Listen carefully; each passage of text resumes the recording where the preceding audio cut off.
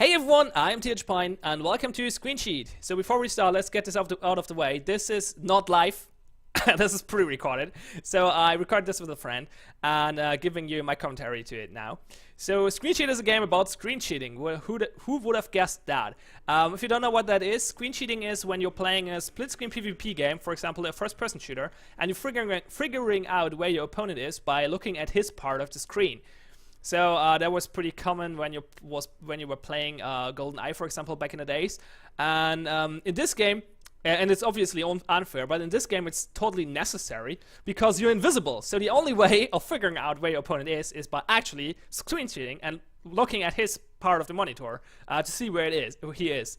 So this game will release on the 1st of October, and it will release for $10 on Steam.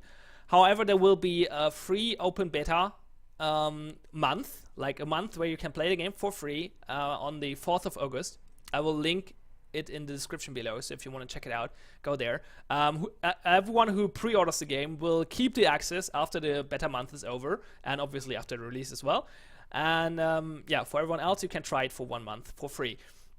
So far the game has 2 maps, 2 game modes, 4 weapons, and up to 4 players, split screen obviously. There will come at least 1 more map and I think a few more weapons until release date, but so far this is what we got. So this is the first map, Museum, and we're playing the a little bit the normal game mode, which is deathmatch. So you have to get a number of kills. We're playing to 5 here, but you can change that. The 4 weapons are the grenade launcher you can see here, which is arguably the most fun weapon. The shotgun, I forgot the correct name for it, which is probably the strongest weapon right now. Then the Candelier, which is a melee weapon, which is quite fun, but not that effective because you have to get really close and then you have to hit, which is kind of hard because you don't see where you're hitting. Oh, well, you see where you hit, but you don't see where the enemy is. And the third is a rifle, which has 4 shots, which you can shot pretty quickly after another, but then you have to reload. And the problem is to hit, because it's not like a shotgun where you just have to aim in the general direction, or a grenade launcher where it gives explosions and stuff. And so yeah, that's the weapons. I will show the other map and another game mode after this battle here, after this grenade launcher battle. So the game concept is very simple, very focused, but a very unique idea, and I think it's executed pretty well. It is a lot of fun with friends, at least for a while. I don't see the long time fun in here, like this gets boring after a while, but it is fun for some time. Like if you're playing, especially if you're playing with friends, but even if you're playing with randoms. I had fun earlier this day playing with randoms online. It was pretty cool.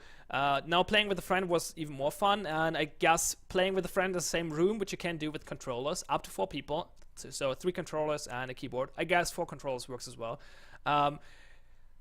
It's probably a lot of fun if you can like shout at each other and blame you for screen cheating and hit the one who killed you like a second ago and stuff like that. So this sounds fun.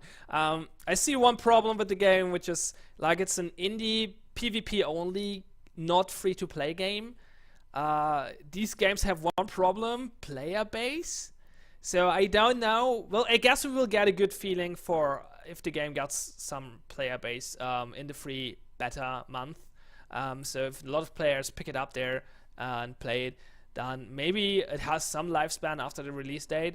But well, I would keep an eye on it, especially for the price tag, $10. There might be a 4-pack. I hope there will be a 4-pack. And like, if anything, wait for a good sale and pick up the game with a 4-pack, or pick one version, like just 1 copy of the game, and play it offline with friends if you have the setup for it.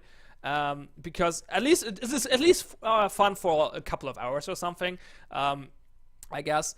And as I said, it's pretty well executed. It looks easier than it is, because okay, you see where the enemy is, so you think, okay, you can shoot him. But the problem is, normally when you screen cheat, you look at the enemy screen to figure out where he is. You go there, then you aim at him on your screen. Now you have to aim like you aim the air, you have to figure out where he is exactly by looking at his screen. And the problem is you see it from his perspective. You don't see his position where he is. You see where he's looking at.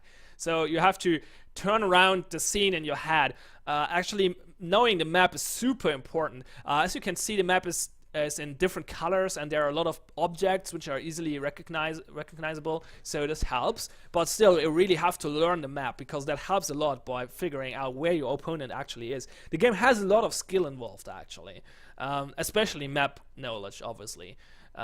Knowing where he is or figuring out where he is. So now we're playing the other map, I don't know the name, and the other game mode as well. You can play both game modes on both maps though. And this game mode is basically King of the Hill. You have to stand in this area for 40 seconds and be the only one standing in there. And the area moves around. So right now I'm standing in it. I'm the player on the left. So now it moved. The hill moved. In total you have to stay 40 seconds in there. You can change that number though. So yeah. And this game mode is actually quite some fun, especially if you're playing with 4 people, because one could just have the goal to take the grenade launcher and spam the hill all the time with the grenade launcher. You will not get points for it, but I guess a big amount of satisfaction because it kills a lot of people. So yeah, that might be fun. But well, this is the game, actually. I don't think the game will change too much. I mean, there will be another map, maybe another game mode, maybe a few more maps, probably a few more weapons, but that's the game. Like, there's no long-term goal or anything. There's no story, no single player, obviously, because it does not fit for the concept, obviously, right? The concept is very focused, and it's executed well, as I said, but I'm not sure if this concept is enough to keep people playing it. And the problem with, as I said earlier, PvP indie games, is you need people to play them. So it gets hard to find people to play them as soon as the game is like a few weeks or months after the release. So I don't know, we have to look forward to it. Well, we have to see how it goes, I guess. But as I said, you can try it out for 1 month on the 4th of August. You just have to sign up. In the description below is the link. So feel free to check it out. The concept is very nice, as I said. It's a lot of fun. I don't know, it lacks the long time motivation for me, but I guess we will see. So I hope this video helped you and gave you all the information you needed for this game. Thanks a lot for watching, have fun, and see ya next time.